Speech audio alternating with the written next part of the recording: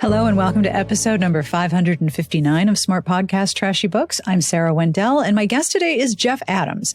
You might recognize that name because Jeff is half of the Big Gay Fiction podcast and has been a guest on my show a couple of times. He is also a credentialed expert in web accessibility, and he has co-written a new book, Content for Everyone. This book is for creative people to help ensure that all of your online content, from websites to social media posts, is accessible to everyone. So we're going to talk about the top 4 things you can do to make your web content as accessible as possible to include everyone. And I promise, I double pinky swear, it's not hard. And of course, we have book recs and TV recs because, well, that's what we do here.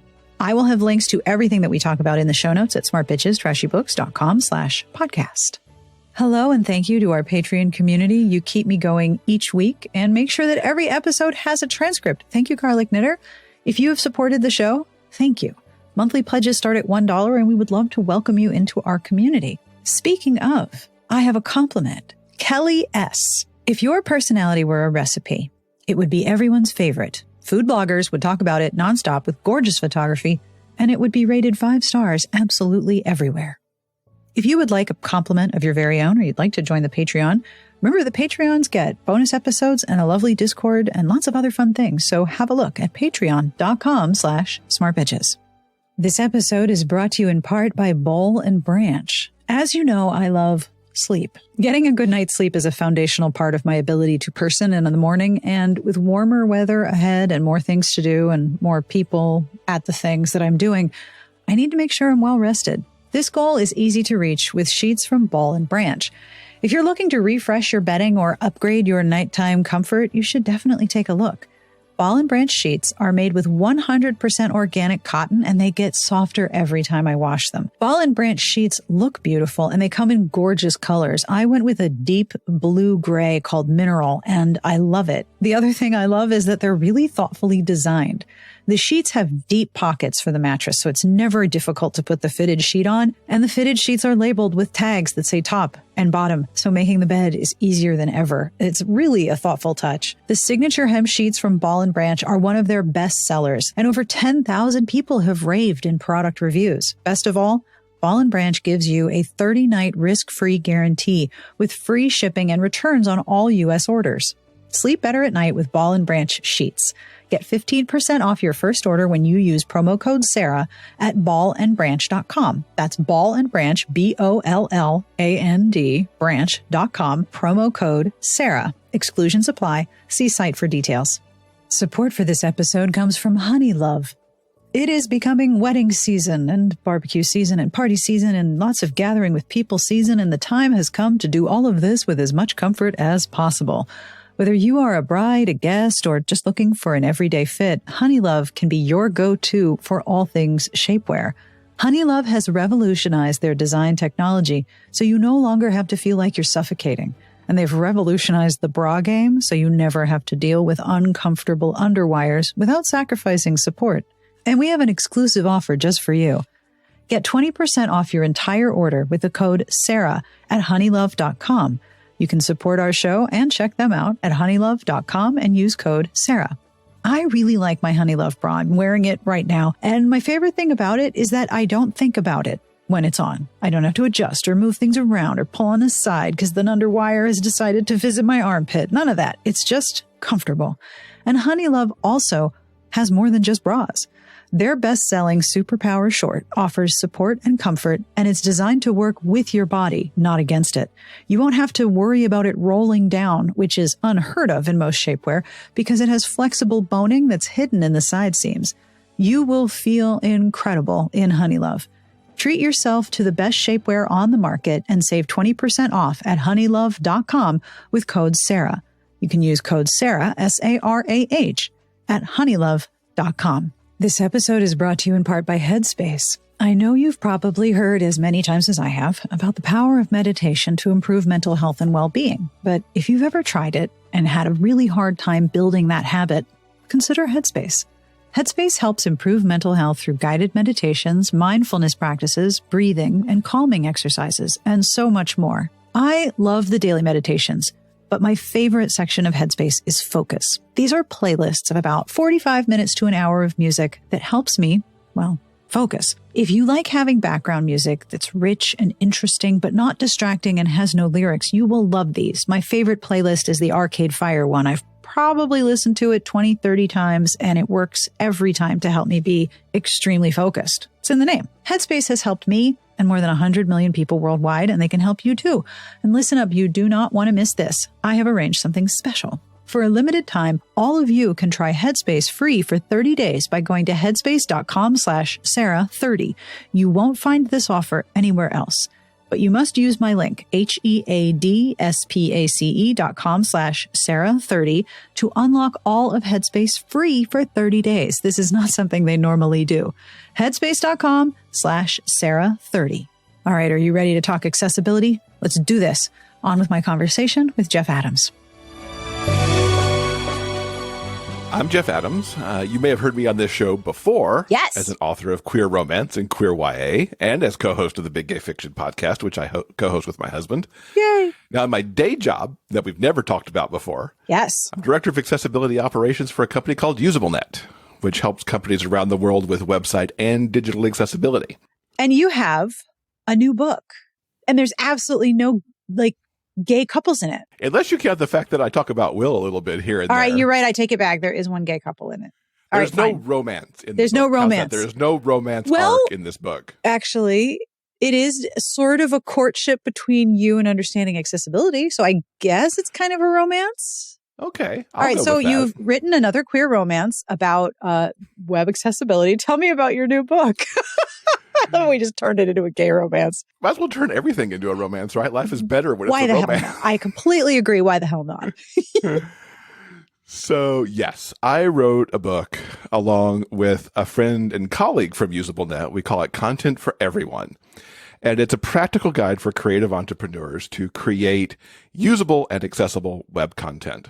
The reason why we did this is it started with me because I've been in accessibility now more than 10 years. I've been at UsableNet 11 years, which in tech is forever. In my life as a creative, I see my fellow creatives' websites, their newsletters, podcast episodes, social media posts, all these things. And they're not being accessible in a lot of ways. They're actually excluding members of their audience and also, potentially customers who may want to find them, to find the thing that they're writing or, whatever it is they're creating. And I've been through my own journey working on my own websites because I'm not technical either. I understand what to do, but then the how to do it. Yeah, the how part is hard. Yeah. Sometimes beyond me. I work in WordPress. I use MailerLite. I'm on the social outlets. The idea was to take what I know and distill it down to things that creatives can absolutely control and help them understand, how to do that, how to approach it, how to break it up, because it can be overwhelming to go, oh, I have all these things I should be doing. Where do I start? How do I do this? I really considered Will as I wrote the book, because I'm his tech support. If you take me out of the equation from that, can this book be presented in a way that he understands the actions that he needs to take, why they're important, and then feel empowered from the book to understand either directly how to do it or where to go look and help documentation for the platform to be able to do it? Right. I think it's really interesting to hear you talk about audience, because obviously when you're writing something, you are writing for an audience, especially if it's nonfiction. You have to know who it is you're talking to. What is the difference between your audience at UsableNet and the audience for this book?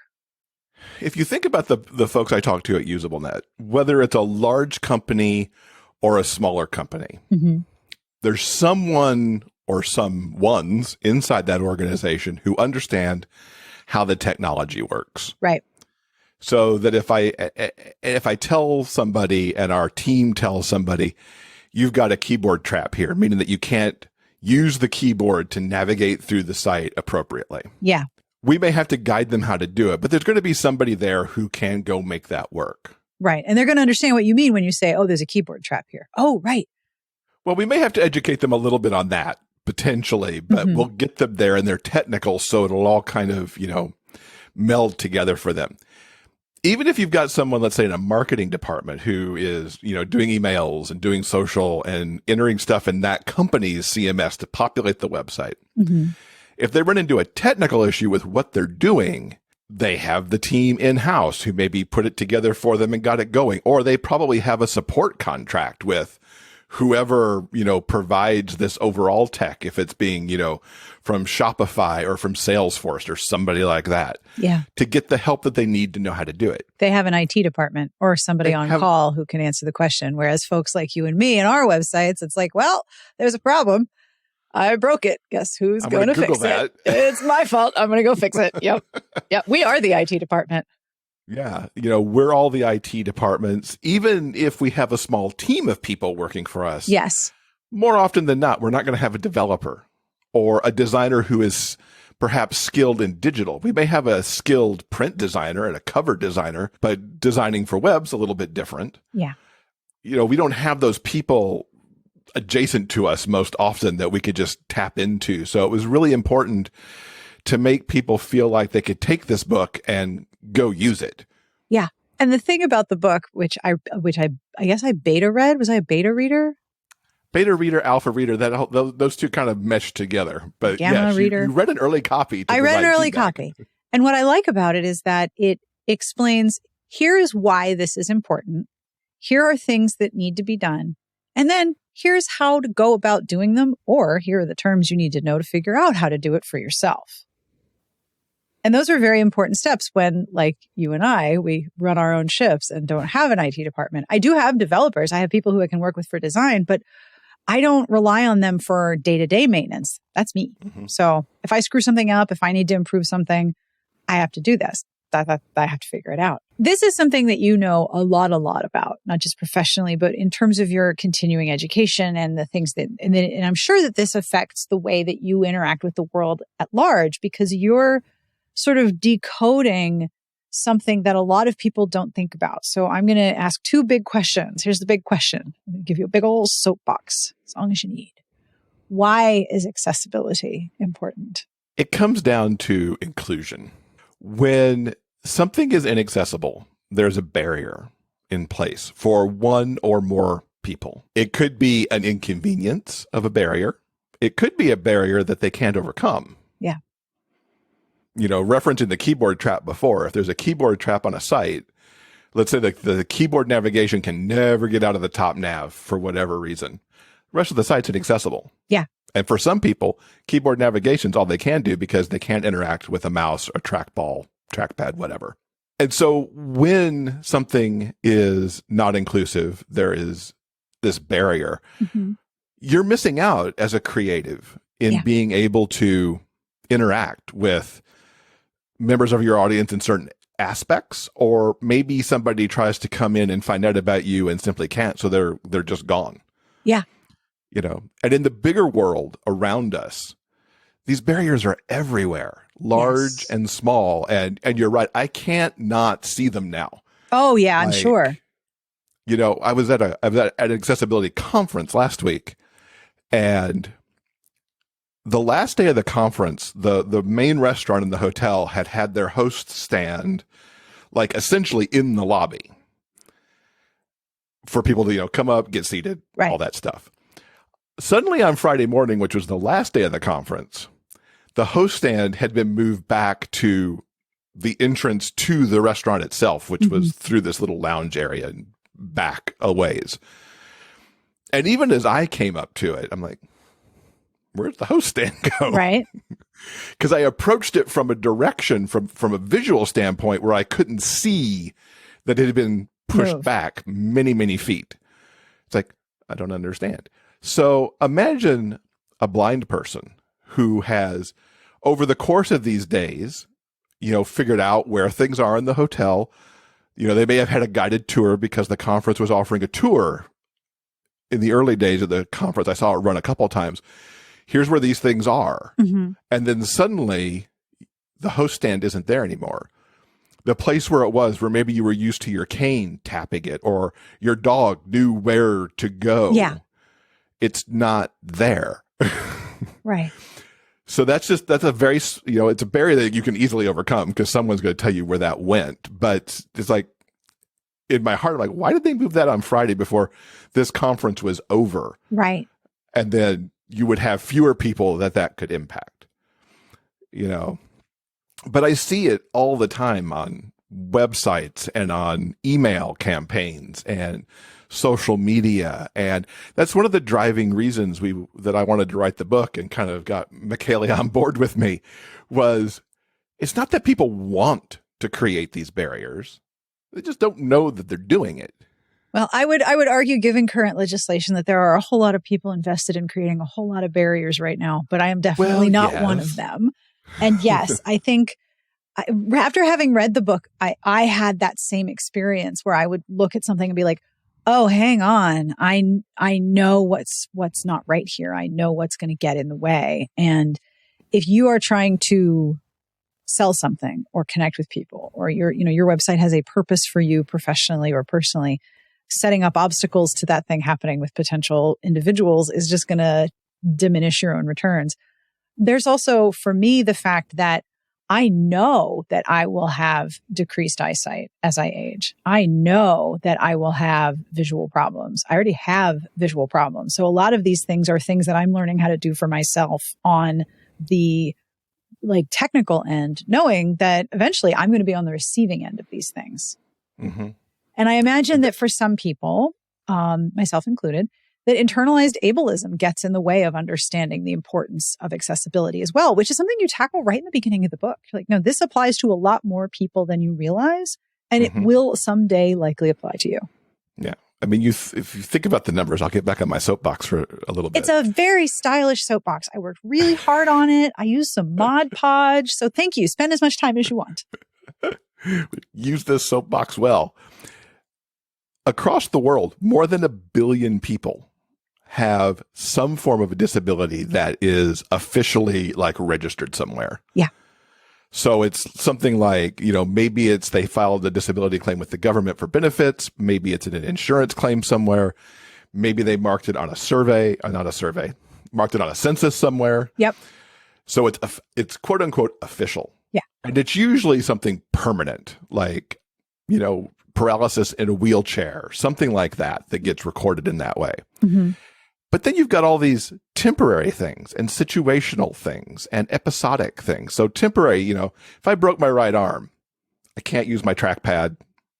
I'm going to need to use my keyboard for navigation. And among any other thing that's going on, the mouse and the trackpad suddenly become inoperable for me. Yeah. Situational things like holding an infant in your arms. You're suddenly restricted on arm movement. So you're going to interact with your phone differently. You may rely more on, a voice thing like Siri to help you out. Mm-hmm. You might, need to do different things on how you manage your phone because you can't use both hands on it. And you may not be using your primary hand to navigate. So you need some help, usually voice help in the instance of a phone.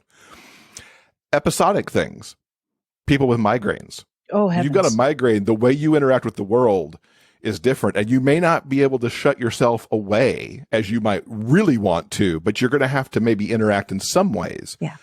You need something to help you do that better in that moment. Same thing with an arthritis flare-up. If you think about the hand, maybe somebody can't use a mouse that day because the arthritis is so bad they can't flex and hold in that way. Yeah. So when you think about those type of disabilities happening on a daily basis for people, your number of 1 billion suddenly grows. Some people say it can be as much in any given moment that 50% of the population even has a form of a disability, up from that 20% when you're thinking about the more than 1 billion itself. Wow. So it's a staggering number. The other piece that people often don't think about is, and I encounter this with clients all the time. Well, I'm going to solve that for a blind person using a screen reader, right? That's a piece of it. Right. But that's not the only technology that you need to address, right? Not the only technology and not the only disability either. Visual, yes, blind, but then also low vision, which is what I become if I take my glasses off, certainly. Color blindness. Yep. That's another thing. Then there's the auditory range of things, hard of hearing, but, certainly going to deafness, full deafness. An array of cognitive disabilities, dyslexia, autism, ADHD, any type of neurodiversity, which is a lot of categories. And then the motor impairments, where I can't move quite right, which often, of course, impacts how I would deal with pointer devices. Imagine not being able to use my arms at all. And I have to use voice technology even to interact with my computer, which, by and large, we're not doing a lot right now. We might be talking to our phones and talking to devices in our house. But you can control your entire screen through voice. Yeah. Or your entire computer. But if something's not done right, there's your barrier. Absolutely. And there's no way to be like, excuse me, I can't access this, because you can't get in contact with the person through the website to tell them that you can't access it because you can't access it. Yeah, sometimes that's true too. And one of the things that is so frustrating, I mean, the ADA was passed in 1990. Mm-hmm. That's more than 30 years ago. The Web Content Accessibility Guidelines, which I won't bore everybody with, but they are like the thing that tells you how to make digital properties accessible. Those have been around since 2000, 20 years, and yet we still can't do these things right in the digital space all the time. The talk I did at the conference was around how companies can work to build accessibility essentially into the DNA of the company and building advocates through the company for it. Right. And one of the things I had on one of my opening slides was something I found from somebody who I follow on LinkedIn, who's a disability advocate. And he was talking about how if somebody got in touch with a company and said, I can't buy this thing because my mouse won't click on the button. I click on the button and it's not working. Yeah. The company would be calling people and saying, our website's down. People can't check out, can't get this product. We've got to fix it right now. We're losing money. We're losing money. No. And yet, if somebody came to that same place and contacted them and said, I can't buy this thing because when I click enter on that button, nothing happens. And more often than not, sadly, is the answer becomes, we're working on accessibility soon. Please be patient. We'll get there. Right. So one is a critical problem because we'll call it the common method to use the site doesn't work. Which is clicking on the enter button. Right. Yeah. Another method, they get kind of, pushed to the side. And it's frustrating to hear that still today, all this time after ADA, all this time after the guidelines exist. And it's wild because I was trying to use a website the other day and for some reason, I cannot click next, for example. I know from working within, reading your book and working within this a little bit, like, okay, let's try enter. Can I hit tab? Do I see the fields highlight if I hit tab? Can I navigate with my keyboard? Okay, not enter. So something is wrong. And I'm starting to move through the disability accommodations to try to interact correctly. And it doesn't work. Mm-hmm. And I didn't realize that's what I was doing until after I read your book. I'm like, oh, right. Tab and enter are alternate methods of interaction when a mouse doesn't get the job done. Yeah. And all those pop-ups, they frustrate me so bad because all disability aside, I really hate pop-ups anyway, because I'm here trying to do something and you just keep putting this stuff up in front of me. But it's problematic for cognitively disabled users because you might be distracting them and then they're like, I don't remember why I was here. Yeah. And then that moment is gone. And yet, I don't know if you've ever sat through a sales pitch for those. For example, the newsletter overlay. Apparently incredibly successful because there's a small percentage of people who are like, oh yes, I do want to enter my newsletter. I want to enter my email address into this newsletter of this site that I've been reading. I want to engage with this content. I am familiar. I'm a warm audience, as they say in sales. Some people will just give you their email address to make the pop-up go away. Yeah. And they don't look for the little X, or the X doesn't appear right away. So they just think they have to enter their email address. Yep. And so from a receiving end, it's like, wow, look at what's it called? The conversion rate of this pop-up. It's so great. We have to keep it. And I'm like, yes, but everyone hates it.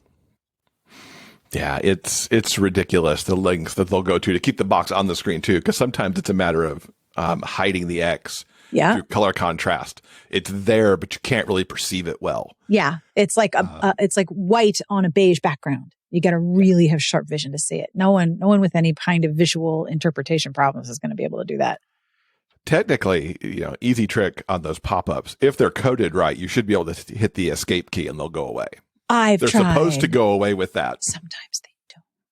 I know, and those are bad. It's weird because it's interesting because you and I are talking, and my episode next week is with the Fug Girls who run the fashion website, and we were talking about how blog traffic, income, and advertising revenue, and all of these things are contracting right now across the board. There's layoffs everywhere, and revenue is down, and advertising buys are down, and people are just like, it's weird. Like they're looking at how awful it is to advertise on Twitter. And so companies are just not advertising anywhere right now. They're sort of waiting to see what's the next thing. Do they need to invest in TikTok, whatever? And it's interesting to me because that conversation is often the first reason why people don't include more accessibility. Like, oh, it's too expensive and we're losing money right now. We can't spend extra on accessibility when we're losing money on our, what did you call it? Foundational technique or the common technique? Yeah, it's really frustrating. I mean, you saw Twitter itself take the hit because one of the first things Musk got rid of was the accessibility team. Yeah, and the accessibility is horrible. Yeah, it certainly took a header really quickly. It's been sad to watch the things that people in the disabled community use Twitter for that it was doing well that just suddenly went away and stopped working. Pulled a lifeline out for some of them because it was a primary way to communicate, which was extremely heart-wrenching to watch play out. But anywhere you see it, I mean, I've had these conversations with clients. It's like, well, our budget's constricted a little bit, so we're going to have to pull back a little bit. When yet fundamentally, the biggest issue that I see, which is, tangential to this conversation, is that accessibility is thought of after. It's like, we'll do the accessibility later. Right, where it needs to be part of the development. It needs to be at all the levels, like when it gets designed and when it first gets spec'd out and when it's first developed, and then, QA maybe has to pick up a few pieces along the way. Yeah. This swings it back to where everybody can kind of think about it, is the concept of progress over perfection. Oh, yes. Something. Start doing things in your digital footprint, whatever it is, to make it more accessible. We have 16 things in the book that we talk about as the primary things we want people to think about. Yeah. We don't expect you to do all 16 all at once. No. You may not do all 16 ever. Yeah. But you can pick and choose. I'm going to work on this thing. I'm going to get good at this thing. And then maybe I'll move on to the other thing. Yeah. Or maybe there's a battery of things I could start doing now in my email to make that better. Don't get paralyzed by too much to do. Yes. Make some progress forward. To quote my former senator in New Jersey, Cory Booker, never let your inability to do everything undermine your determination to do something. Yes. Yeah. So what do you think are, and you just mentioned 16. I was going to ask, what do you think are the top 4 things that people can address in terms of website accessibility that you see as like the top of the top tier? These things need to be addressed as soon as possible. I'm going to talk about this in terms of social media. Sure, why not? And I'm going to pick social media specifically because not everyone in your audience is going to be running a website or, structuring email campaigns. But likely many, many of them engage in social media. Yeah. So I'll start there. Alternative text on images. Yes. So alternative text is what gets put into a specific field that a screen reader user will have access to if they can't interact and perceive that image. Social media is full of images, as we all know. If you're not giving something in the alternative text field, especially if your entire post is an image, there's going to be a whole bunch of people who are going to not understand, what they do or don't have present there. Somebody we interviewed for the book, who's a colleague of mine who is blind, he moderates a lot of Facebook groups on music, and often there are here's my playlist for today, and 4 or 6 album covers get posted, almost never with alternative text. So if he wants to understand what's posted, he might find in the comments something about a song from an album or, something related that he'll be able to piece together what's happening there. Yeah. And those are really important to have. A little bit. And it's also important to know that Facebook and Instagram will try to help you out and give you automated alternative text, which I assure you is never, ever correct. Wow. So you really need to get in there and put it in yourself. I love doing alt text. It's the most fun thing to describe the video because, again, like we were talking about audience, I'm talking to someone who needs to know what this image of this cover is to understand the context of the comments we're making about it. And describing it is so fun. You know who you're talking to. You're talking to a person who can't see the image. So tell them what it is and tell them why it's there. And, if you want to tell them about how absolutely incredible this person's mullet is, I don't believe that there's a character limit in your alt text field. Go ahead. Well, there's not, but you also don't want to give the screen reader user like an entire novel about the image. But I mean, I don't know. There are some mullets out there that are worth an entire alt text novel, but I agree with you in most cases.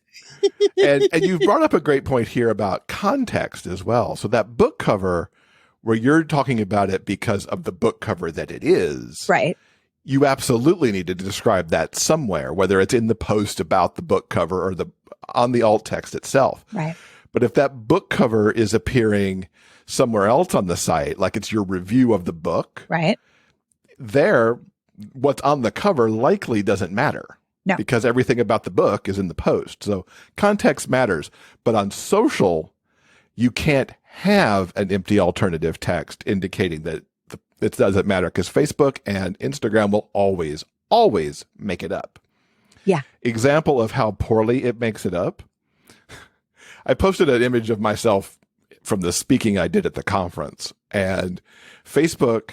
So it was me at the front of the room, my title slide behind me.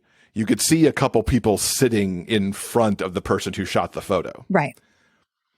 The Facebook alternative text was maybe image of 3 people, 1 standing. Okay. Well, it's not wrong. I mean, okay. But it didn't tell you like what it was. Wow. And yeah, it's bad.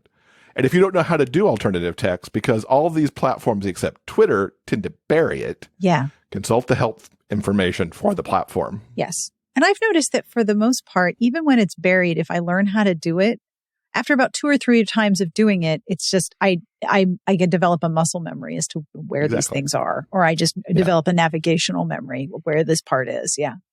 Yeah. It's just one of them, one more thing to do. Alt text. Agree. What else you got?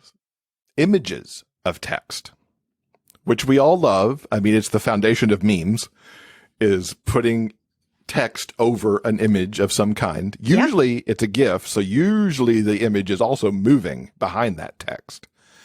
But we also, these days there are the very popular promotional images that authors love to use with the book cover in the middle of the image and a whole bunch of arrows, right. Indicating what's inside. Tropes and plot points and whatnot. Right. When you're using those, so many things can play into these. First of all, is that, yes, blind users will need some alternative text there for sure. But you've also got the matter of color contrast and low vision users who, if you have some wacky color combination going on and even multiple colors or multiple images going on, multiple points of contrast through the background, that's going to make the text hard to read. Right. Low vision users, similarly, even if the contrast is good, still may need some help.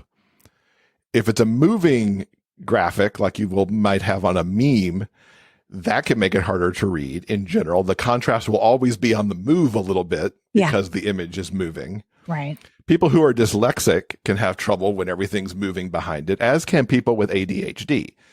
So there's a lot riding with images of text when you're using them.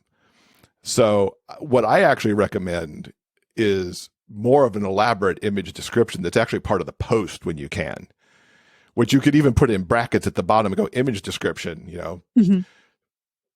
Schitt's Creek, David from Schitt's Creek doing whatever, text on this image says, whatever it's going to say. That was rude. So that, yeah. Yeah, that was rude. So that it's there. Yep. And then, you may put some aspect of that in the alternative text because, again, you've got to fill that out with something. Right. But then the information is there. And right. So that works for a meme. And if it's an image that's like that promotional image I mentioned, just turn it into a sentence and make that the post. Yeah.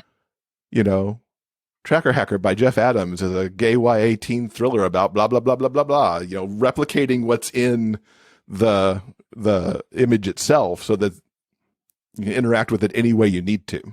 But you want to keep all of that as together as you possibly can. Yeah. I would try not to put it in a comment necessarily, but in the post and the alt text so it's together, and try not to make the alt text exactly repetitive of what's in the main post. Yeah. I think people who use Facebook and Instagram will get it though, because they understand that you can't leave it blank like you might on Twitter if everything was constrained inside the post. Right. All right. What's number 3? Next up, edit your captions on videos. If you're doing a Facebook Live, an Instagram Live, an Instagram story, something on TikTok, those usually have live captions as you're doing the live thing. And that's AI, right? Yes. Right. But when you're doing the live thing, it's kind of an understood given that it's going to be automated captions. Right. Because very few of us have the resource in that situation to hire a captioner to come and do it. Now I'm just imagining like a really famous TikToker doing their thing, and then there's someone behind them just transcribing everything they say. That would be ideal. What a flex, right? But, right. But there's an understanding of, a live interaction. Yeah. That it's probably AI generated. Like you and I could have captions on our Zoom meeting right now. Yes. And they would be AI generated. And they'd be AI generated, and we'd get the idea in this live moment. But as soon as that live moment's over, the majority of the platforms give you the option to be able to edit those captions and make them accurate for capitalization, for punctuation. Did it actually get right what you put out there? Right. English has a number of words that sound the same and are spelled in lots of different ways. Yeah. So take that moment to edit the captions, to get them accurate after. If you've done it live, edit before, when it gets to replay. And if you're just recording it to put it up, tweak those captions once the platform has processed them to make sure they're accurate. That's for YouTube as well. Yeah. YouTube will, automatically generate the captions, and then you can go fix them. I've noticed this with also AI generated transcripts for podcasts. It says something about your product that you don't examine it before you publish it. It's like if you're an author and your book is full of typos, that's kind of a problem. And yes, there may still be things that get missed when you edit we're the transcript. human. In the same way that you're going to miss something when you edit the book. Oh, yeah. But you're going to clean it up and make it better and more accurate as you can. Yeah. And we're not saying you have to send them off to like your copy editor, but take the minute and go through them so that they're accurate. Because here's a great stat. 75% of people who are not hearing impaired use captions. I do. Especially on social media, because they'll play the video silent. Oh, yeah. If you don't have captions, the chances of me actually engaging with something that has sound in it are very low. I use captions on everything I watch on TV because I have problems auditorily processing things, and it helps me to be able to read and hear at the same time. Mm-hmm. No big deal. That's the thing about accessibility. If you're doing the things, the experience is better for everybody. Yeah. I don't need captions. Sometimes I like to have them. Yeah. For whatever reason. I want it to be quiet. I don't want to make the video that I'm watching audible to everybody else. I need to be, I might need to have it quiet for that moment. I might not have a good understanding of what that person's saying because of an accent. Yeah. Absolutely. Captions. Do you know that I cannot watch Dairy Girls without closed captioning on? Oh, I can see that because those are some thick accents. That's Northern Ireland. And when a character gets mad and they start going, I'm like, ooh, slang. What? Yeah. I need closed captioning for a lot of shows that I can't, like I said, it's auditory processing. Yeah, it's all about processing and how you can perceive. I mean, that's what all this kind of, comes back to. And accepting that not everybody processes and perceives things the way that you do. Exactly. So what's number 4? Number 4, I'm going to mash 2 together here because they kind of sort of go together as like some of the almost decorativeness of social media. It's your soapbox. You do whatever you want. So how you use emojis. Ooh, good one. Oh, yeah. I mean, entire messages that are emojis are bad because there are going to be people who don't understand the context of those emojis. Cher and Carrie Fisher are pissed at you. The screen readers are going to perceive them in a very certain way. Each emoji has its own thing that a screen reader will read out. Smiley face. Which smiley likely face. isn't Gotcha. what you are using it for, because I could assure you the eggplant always reads as eggplant. Eggplant, and not eggplant. the way that you might want it to mean. Yeah. And then along with that, the using of hashtags.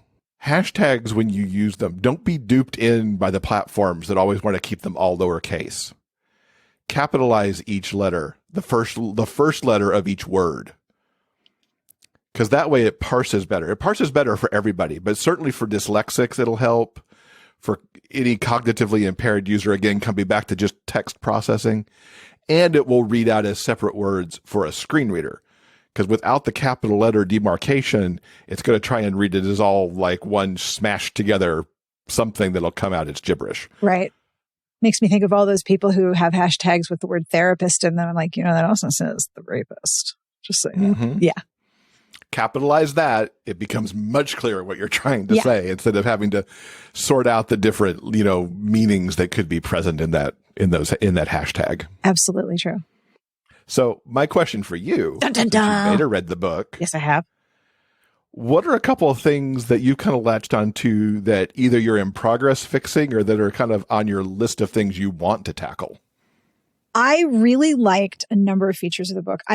First of all, for your 16 things, you indicate how intensive it is. Like, this is an easy fix. It's easy. So if you want to make progress in this project and you want to further the inclusive accessibility of whatever, platform you're using, there are things that you can do easily. And I've also learned, especially in the pandemic, that motivation comes after you start. Motivation comes from progress. Progress doesn't come from motivation. So if I'm making progress, that motivates me to make more. I mean, that's how it is for me anyway. So I, appreciated that it expanded my understanding of accessibility and disability, because how someone interacts with my site directly affects whether or not they come back. And that's what I want. I want returning visitors. And I also learned a lot about how many different ways there are to communicate that information, both visually and in text, and then in the code, which I'm probably more familiar with than most because I started by learning how to HTML code. The things that I learned and that I'm working on are, 1, how many options there are to test the existing property, like not just for contrast, but also, what does this site look like to somebody who has this type of color blindness? So not just one type, but like multiple types. What does this look like for somebody who has really, really low vision, but can see in this particular range? What does the site look like? Can they use it? Does it even function for them? And the importance of testing your stuff on a screen reader. I don't know why that doesn't stick with me, but every time I'm reminded of it, I'm like, oh yeah, that's a thing that I can do. The thing that's so great about the changes in technology is that it brings tools that you can use to test your stuff when the technology is light years beyond, as you said, the ADA and the recommendations and standards and protocols for accessibility. So I like knowing that the technological advancements means that there's ways for me to test and be like, oh, okay, I need to fix that. Okay, I need to fix that. I like that you're using screen readers, and I don't feel that enough people take the little tour of their computer. Because if you're on a PC or a Mac that's current, let's even say within the last 5 years. Oh, yeah. There's a ton of stuff sitting in your settings, usually behind a term that's called accessibility. I think Windows might call it ease of use, I think. Which isn't a very accessible term, Windows. What does ease? Yeah. It's like when a website has a look and feel. I don't feel the website, for crying out loud.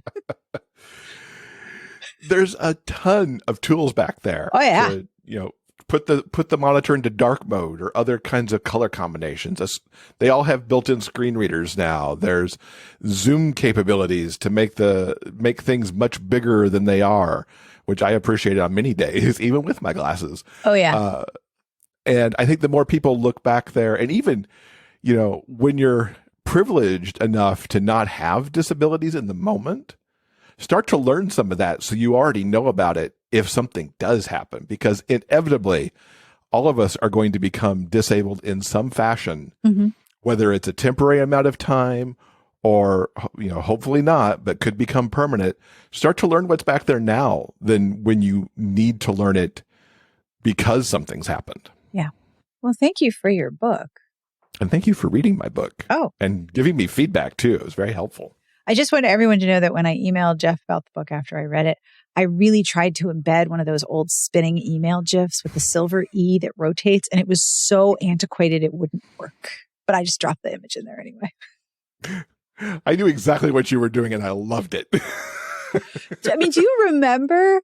Just imagine a screen reader trying to read an old GeoCities site with the little guy digging at sites under construction. And then there's a banner plane flying by. Like, just imagine the chaos. I mean, it was already visually chaotic. Just imagine it in a screen reader. That would be amazing. Things to do when there's time travel. So please tell me, what pop culture are you currently obsessed with? Well, as we're recording this in middle March, Ted Lasso's back. Oh, yes, it is. I have noticed people are excited. Yes. I mean, I got home Friday afternoon from the conference, and within hours we were watching the first episode. We binged 1 and 2. Yeah. A few weeks ago to get ready for 3. Right. And, so good to have it back. I just love that show. Its kindness, its perception on team and winning and mental health. We're also super excited because the musical series on Apple is coming back. So it was originally called Schmigadoon. Schmigadoon had this couple, their relationship was in trouble. They were off on a hiking trip trying to fix their relationship, and they got swept into this town called Schmigadoon, where everything was a musical, which drove Keegan-Michael Key, who plays the husband of this couple, drove him insane because he can't stand a musical. And it was all rooted in like musicals of that era with Brigadoon in Oklahoma and that kind of musical. Yep. And they essentially had to find their way back to each other and find their true love for each other again in order to leave. Right. And they left at the end. Spoiler, they left. Season 2, which is coming out in April, just a few weeks, it is now called, see if I can pronounce it right. I have a hard time with this one. Chicago. So we're moving into musicals of more the 70s. So it's Chicago and Sweeney Todd and Pippin. Oh, that's a very different style of musical. As the wife puts it, because she knows her musical theater, it's very darker musicals, and you don't often get the happy ending in these musicals. Yeah. And we know from the trailer, like, they're expecting a baby, and it looks like they're trying to get back there just to have a moment again to like reconnect with each other. But now they're in this different spin on musicals. I can't wait. My musical theater heart loves Schmigadoon so much. But more of my personal musical journey started more with the musicals like Sweeney Todd. Yep. So I get it. I'm excited. Isn't it wonderful when there is a show or a program that's created and you can tell that the people who are involved have an extremely high level of fluency in what they're doing so that you know that they recognize what they're doing. It's not an accident. Yeah. Absolutely. I love that because you sort of feel like you're like, oh, I speak this language. Oh, I understand. It's a communication. It is, in fact, a form of accessibility. It kind of is. Yeah. In its own special way. 2 more quickie pop cultures. One that I know you and I have been sharing lately, which is Great British Bake Off on Roku specifically. Yes. Because there is old school Bake Off there. All the episodes that left Netflix. Yep. Things that we never saw on Netflix, like masterclasses and Celebrity Bake Off. There's a live channel. You could just have it playing 24 hours a day if you want. I am nothing but Mary Berry in the background making cakes. Yeah, I love it so much. And the old stuff is so different. Like the production values of the first 2 seasons are so different from the later seasons. It's wild. Like they used to travel to different locations for each week. What? Yeah. We have not watched season 1 yet. We've watched season 2. I just want you to prepare yourself for some incredible AstroTurf in that tent. Holy cow. It's like, we got AstroTurf. How's that? Season 2 definitely had the AstroTurf. I'm like, I think they got better carpet later. Yeah, right? And then we're having a very old school retro moment and have been for the last few months. We have been rewatching in its entirety Falcon Crest. Oh my God. 1981 to 1990. Oh my God. Jane Wyman, Lorenzo Lamas, Robert Foxworth. I didn't watch that in my youth. I was more of a Dynasty Colby's watcher. Right. Will watched Falcon Crest from about season 5 forward. Right. So he hadn't seen some of the early stuff. I am bizarrely obsessed with this. Like I will have commentary during the show and I will have to break some of it down after. Have you thought about doing a Falcon Crest podcast, you and Will? It was talked about randomly. I don't know that either of us could actually do that. I think it would be amazing. I think it would be super great. There is one, but it has sort of paused right now. There's a Falcon Crest after show, but they seem to be on hiatus. So the opportunity is there. I think there's like 225 episodes of that show. Oh, yeah. Amazon Prime. Actually, it's free with ads on Freevee. All right. So bring me your book recommendations. Books. I got 3 for you. Books. So, A Tale of Hearts and Heists by Ruby Rowe. Ooh. It is a sapphic fantasy romance. It's a debut for this person writing in romance. Ooh. It's so good. It's the book I didn't know I needed because I don't really read fantasy romance. Right. But I took a leap here because it's a friend and I'm like, let me check this. Let me check out what she did. Right. Holy crap, it was good. I love when that happens. I mean, we've got here a kingdom where the magic is messed up because the kingdom has been split, literally because somebody ripped a map of the kingdom in half. Oh, problem. It's not very accessible behavior. The queen has figured out if they can get the pieces of the map back together again, they can bring the kingdom back together. And of course, there are factions who are very happy with the split up kingdom who don't want that to happen. So you've got Scarlet and Quinn, who are essentially both a little bit of an assassin. One is an actual assassin, whereas the other one kills by poison. So it's a poisoner. These two hate each other. This is enemies to lovers to the highest degree. Ooh. And they would just as soon kill each other as go bang in the corner somewhere or bang in the nearest bed. As you do. They have so much snap, crackle, and pop between them. Ooh. Just at every interaction. It's so good. And it's starting a series, so you meet the other characters who are eventually going to get their books. That's awesome. So good. I'm such a sucker for Serena Bowen's hockey romances. You are not alone. I mean, the understatement of the year, one of my favorite all-time books. Yeah. But her brand new one called The New Guy.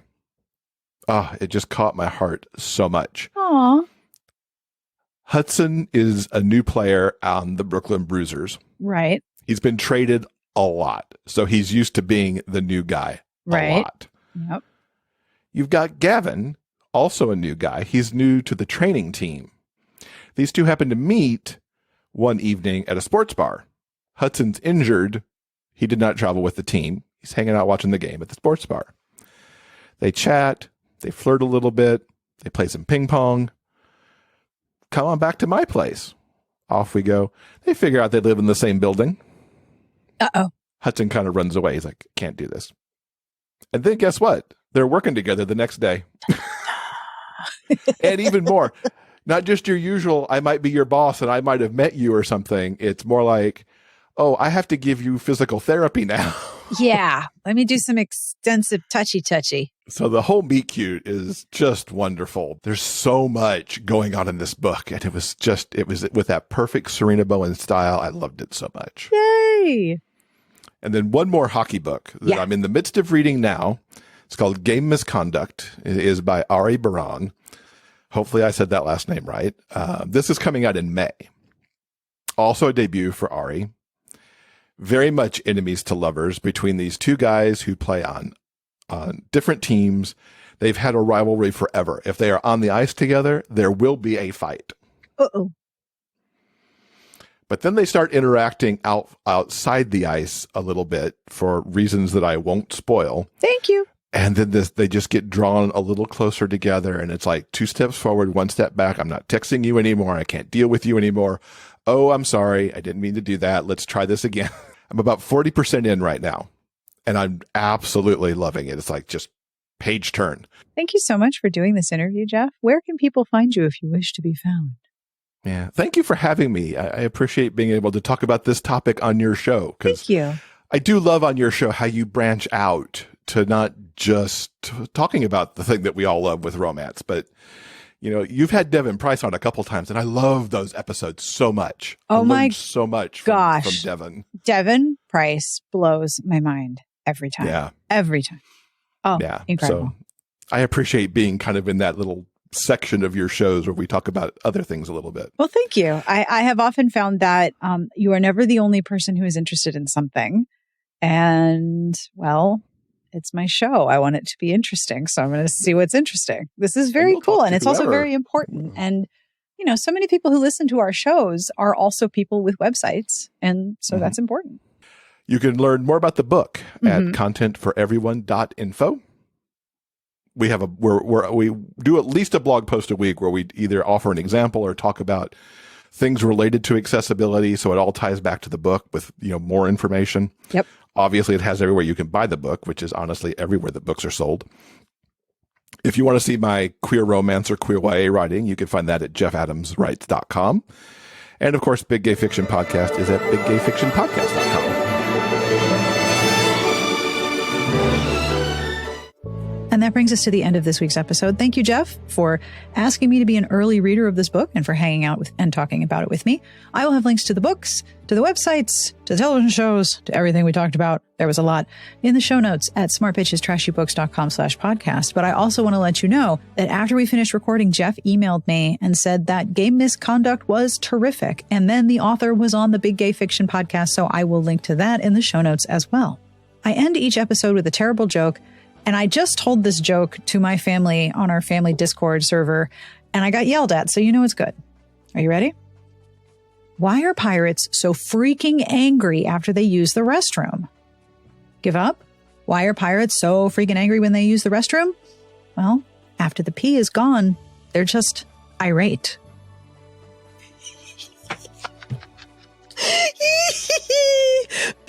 They're just irate.